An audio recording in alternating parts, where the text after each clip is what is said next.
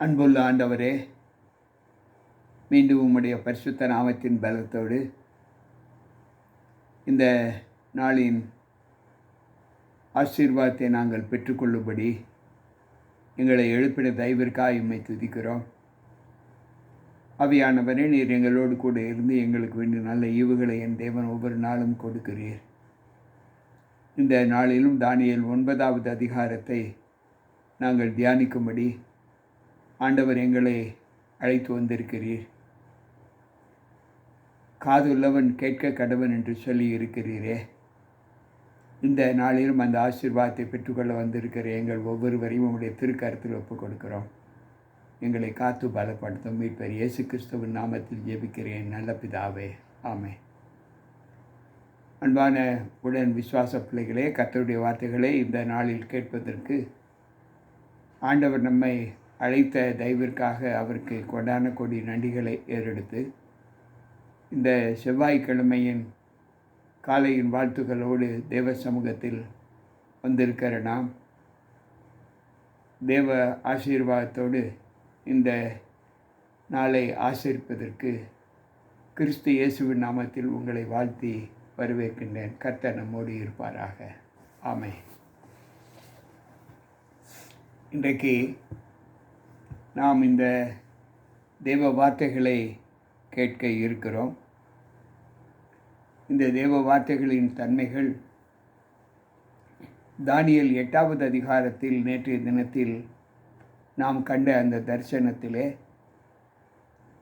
அந்த 2300 ராப்பகல் தரிசனத்தை குறித்து நாம் படித்தோம்.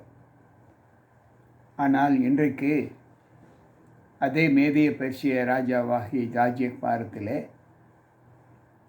அந்த சொப்பனத்தை தானியேல் கண்டார். அதே சொப்பனத்தின் விளக்கத்தை அதே மேதிய பெர்சிய ராஜ்ய ஆளுகின்ற அந்த ராஜாவிலே அங்கு அகாஸ்வேரு ராஜாவின் குமாரனாகிய தரியு ஆண்ட காலத்தில் அந்த 70 வருஷத்தின் முடிவை குறித்து அவர் அறிய வேண்டும் என்று வேதத்தை ஆராய்ந்து பார்க்கிறார். தீர்க்க தரிசனம் இல்லாத இடத்தில் ஜனங்கள் சீர்கெட்டு போவார்கள் என்று வேதம் சொல்லுகிறதே. இந்த 70 வார ஆளுகை அதனுடைய விளக்கம் என்ன என்று எரேமியா தீர்க்க தரிசன புஸ்தகத்தில் 25வது அதிகாரத்தில் 11, 12வது வசனங்களிலே நாம் வாசித்திருக்கிறோம்.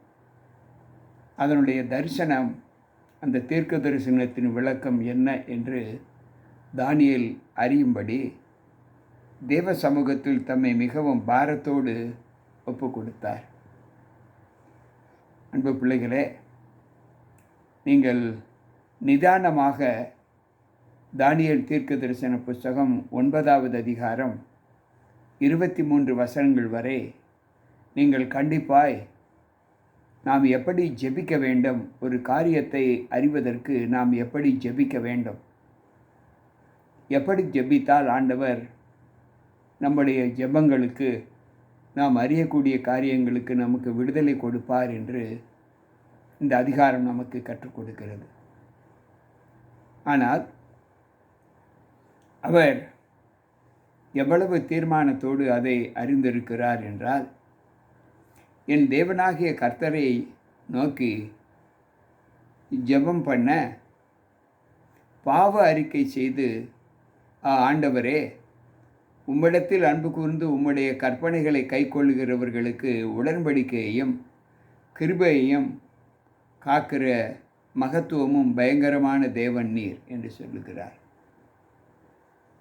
அன்பு பிள்ளைகளை, யாருக்கு ஆண்டவர் இந்த மகத்துவங்களை கொடுக்கிறார் என்றால்,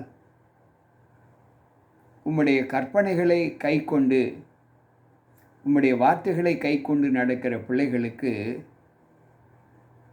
அவர் கிருபையும் மகத்துவத்தையும் பயங்கரமான கொடுப்பதற்கு பயங்கரமான தேவனாய் இருக்கிறார். இன்றைக்கு இந்த லோகம் கற்பனைகள் வேண்டாம் என்று உதறி தள்ளி கொண்டு இருப்பதை நாம் பார்க்கிறோம். ஆனால் ஆண்டவர் சொல்லுகிற ஒரு வார்த்தை,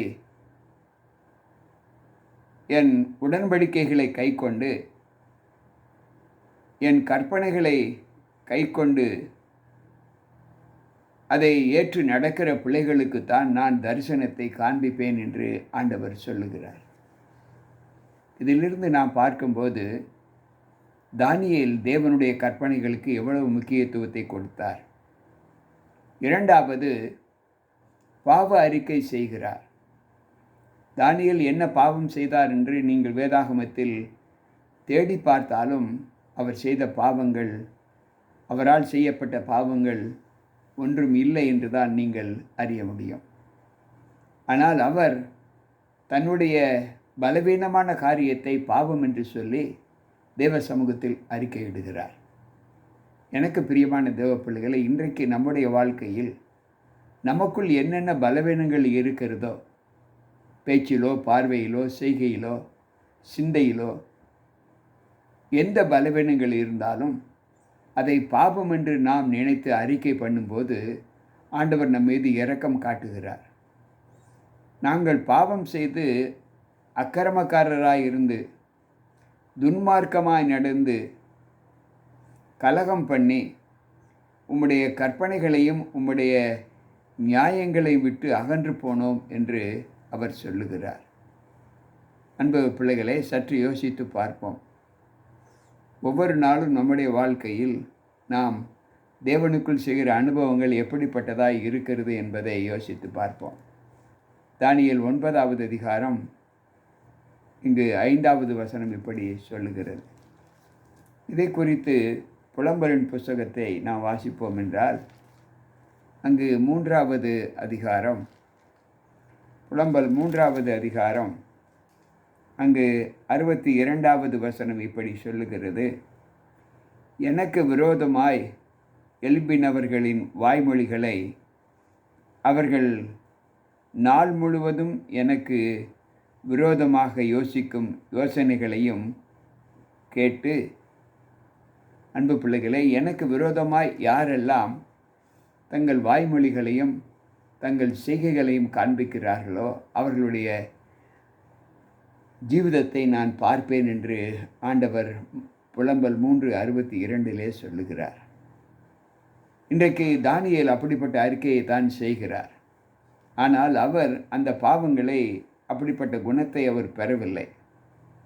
அடுத்து அவர் சொல்லுகிறார், உமது நாமத்தினாலே எங்கள் ராஜாக்களோடும் எங்கள் பிரபுக்களோடும் எங்கள் பிதாக்களில்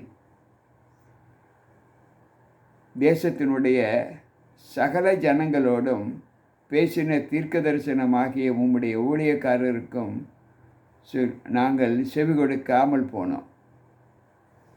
ஆண்டவர் சொல்லுகிற வார்த்தை, யாரெல்லாம் என்னுடைய ஊழியக்காரராகிய தீர்க்கதரிசிகளுக்கு செவிகொடாமல் போனார்களோ, அவர்கள் செவிகொடாமல் போய் இருக்கும் சூழ்நிலையில் அவர்கள் கூப்பிட்ட போது நானும் செவிகொடா மாட்டேன் என்று சகரியா 7:12 அவர் மிக தெளிவாக சொல்லுகிறார். நான் கூப்பிட்ட போது அவர்கள் எப்படி கேளாமற் போனார்களோ, அப்படியே அவர்கள் கூப்பிட்ட போதும் நானும் கேளாமல் இருந்தேன் என்று ஆண்டவர் சொல்லுகிறார். எனக்கு பிரியமான தேவ பிள்ளைகளே, ஆண்டவர் சொல்லுகிற வார்த்தை சகரியா 7:12 எப்படி சொல்லுகிறார்? வேதத்தையும் சேனைகளின் கர்த்தர் தம்முடைய ஆவியின் மூலமாய் முந்தின தீர்க்கதரிசிகளை கொண்டு சொல்லி அனுப்பின வார்த்தைகளை அவர்கள் எப்படி கேளாமற் போனார்களோ, அப்படியே அவர்கள் கூப்பிட்ட போதும் நான் கேளாமல் போனேன் என்று ஆண்டவர் சகரியா 7:12-13 சொல்லுகிறார். அன்பு பிள்ளைகளே, தானியேல் இந்த அறிக்கையையும் செய்கிறார். பின்பு அவர் மனது உருகி தன்னுடைய பாவ சூழ்நிலைகளிலே அவர் சொல்லுகிறார், என் ஜனங்கள் எனக்கு செவிகொடாமல் போனால் அந்த செவிகொடாமல் போன பிள்ளைகளுடைய பலவீனங்களை நான் தண்டனையாக அவர்களுக்கு கொடுப்பேன், சாபமாக கொடுப்பேன் என்று ஆண்டவர் சொல்லுகிறார். இதை நாம் உபாகம புஸ்தகம் 28வது அதிகாரம் 15வது வசனத்திலிருந்து நாம் இதை வாசிக்கலாம். சாபங்கள், ஆசீர்வாதங்கள் என்பதை பிரிக்கலாம். யாரெல்லாம் தேவனுடைய திருச்சட்டங்களுக்கு கீழ்ப்படியாமல் மோசே முதலிய தீர்க்கதரிசிகளை கொண்டு ஆண்டவர் சொல்லி அனுப்பின வார்த்தைகளுக்கு செவி கொடுக்கவில்லையோ அவர்களுடைய ஜீவிதம் ஆண்டவருக்கு பிரியமற்றதாய் காணப்படும். அவர்களுடைய வாழ்க்கை நியமங்கள் தேவ சமூகத்தில் எண்ணி பார்க்கக்கூடாததாய் இருக்கும் என்று அவர் சொல்லுகிறார். இந்த புஸ்தகத்தை நான் வாசிக்கும்போது தானியேல் புஸ்தகத்திலே 9வது அதிகாரத்தில் நாம் இந்த வசனங்களை வாசிப்போம் என்றால் ஏறக்குறைய ஆண்டவர் 20 வசனங்களின் மூலமாக இந்த பாவ அறிக்கையை தானியேல் செய்கிறார் என்று நமக்கு சொல்லுகிறார்.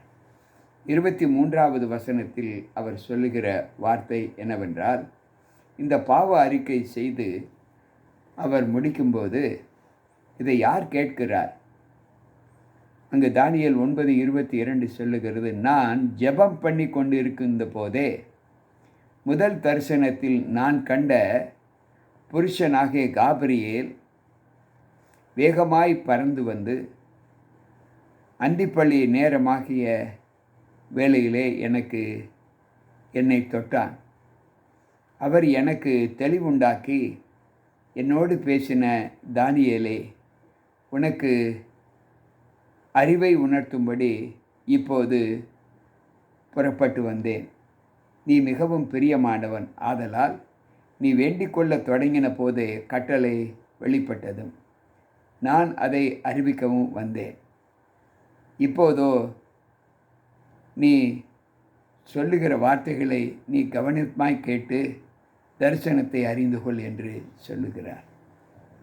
அந்த 2300 காலம் செல்லும் என்று சொன்ன அந்த தரிசனத்திற்கு, எரேமியா பக்தன் சொன்ன அந்த தரிசனத்திற்கு 70 வாரங்கள் அவர்கள் ஒப்பு கொடுக்கப்படுவார்கள் என்று சொன்ன அந்த தரிசனத்திற்கு ஈவாக அதனுடைய விளைவு என்ன என்பதை அறிந்து கொள்வதற்கு தானியேல் தேவ சமூகத்தில் எப்படி மன்றாடினார் என்பதை இந்த அதிகாரத்திலே பார்க்க முடிகிறது.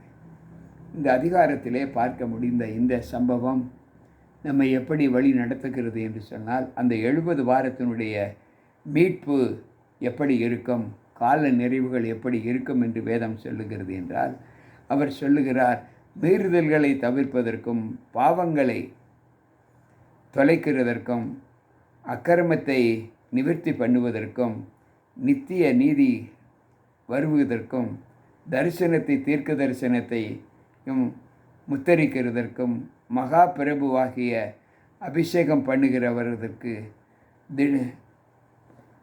உன் ஜனத்தின் மேலும் உன் பரிசுத்த நகரத்தின் மேலும் 70 வாரங்கள் செல்லும் படி குறிக்கப்பட்டு இருக்கிறது என்றார். மேசியா மீறுதல்களை தவிர்ப்பதற்கும் பாவங்களை தொலைக்கிறதற்கும், அங்கு ஆண்டவர் அக்கிரமத்தை நிவர்த்தி பண்ணுவதற்கும் நித்திய நீதியை வருவிப்பதற்கும் தரிசனத்தையும் தீர்க்க தரிசனத்தையும் முத்தரிக்கிறதற்கும் மகா பரிசுத்தமுள்ளவரும் அபிஷேகம் பண்ணுகிறதற்கும் தன் ஜனத்தின் மேலுள்ள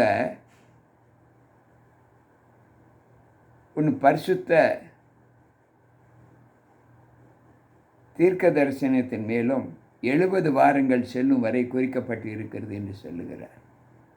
இந்த 70 வாரங்களுடைய காலகட்டங்கள் என்ன என்பதை இந்த 9வது அதிகாரம் சொல்லப்பட்டு இருக்கிறது.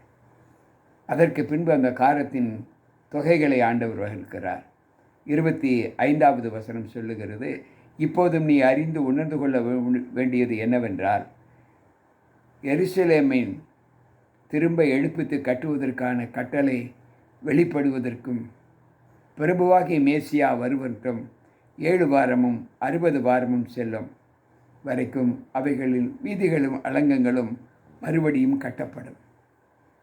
ஆனாலும் இடுக்கமான காலங்களில் அப்படியாகும். அந்த 62 வாரங்களுக்கு பின்பு மேசியா சங்கரிக்கப்படுவார். ஆனாலும் தமக்காக அல்ல, மகா நகரத்தையும் பரிசுத்த ஸ்தலத்தையும் இங்கு ஆண்டவர் சொல்லுகிறார். வரப்போகிற பிரபுவின் ஜனங்கள் அழித்து போடுவார்கள். அதன் முடிவு ஜலப்பிரவாகம் போல் இருக்கும்.